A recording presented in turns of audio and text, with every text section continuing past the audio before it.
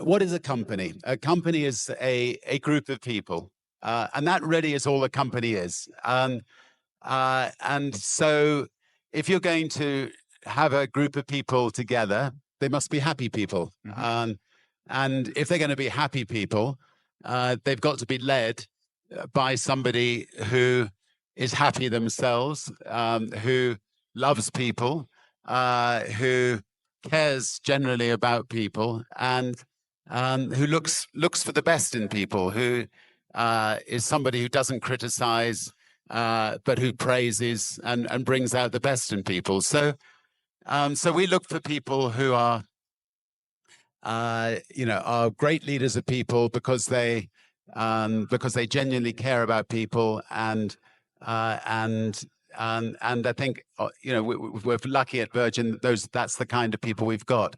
Now, if a company brings in somebody into a company that's not that kind of person, they can destroy a company very quickly. If you destroy the morale in a company, it's very, very difficult to get that morale back. And so we try generally to promote from within our companies, so we know people's strengths and weaknesses before we promote them.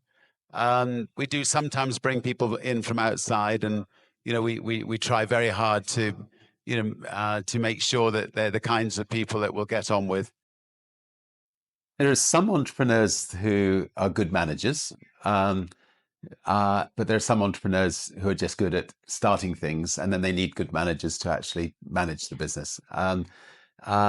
The important thing with somebody who's managing people is that they genuinely care about people, that they genuinely look for the best in people, that they're good at bringing out the best in people, and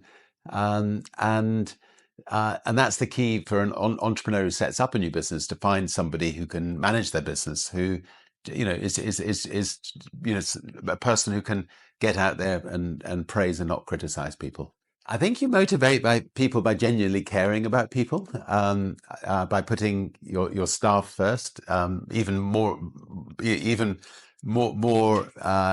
ahead of your customers, and by giving them a product that is the best in its field. So give them the tools to do the job properly. So if you have an airline, make sure every single little detail is right in that plane, so that when the staff work on the plane, they're not going to have passengers complaining that that the meat dish is not on board, or the film's no good, or the seat is uncomfortable, or it's dirty, or all the things that can happen. You just got to make sure that you are the best airline flying in the world, and then your staff can be proud of it.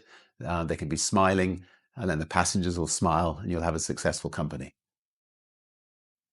I know this sounds very, very strange, but I was a shy lad once.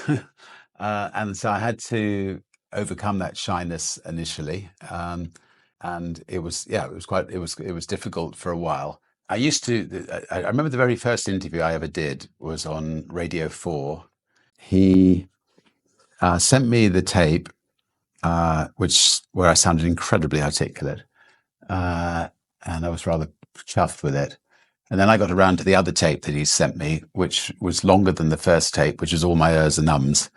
And he'd been kind enough to sit down and cut out all the ers and ums.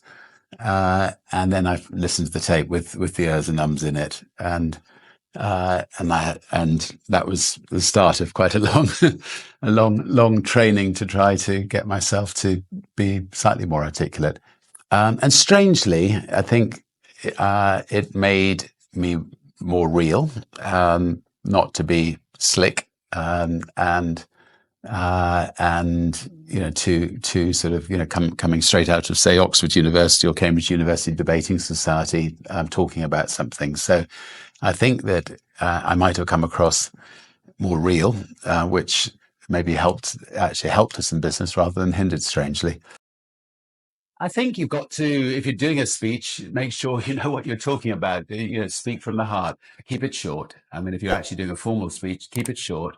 Make people laugh. The worst speeches are long speeches.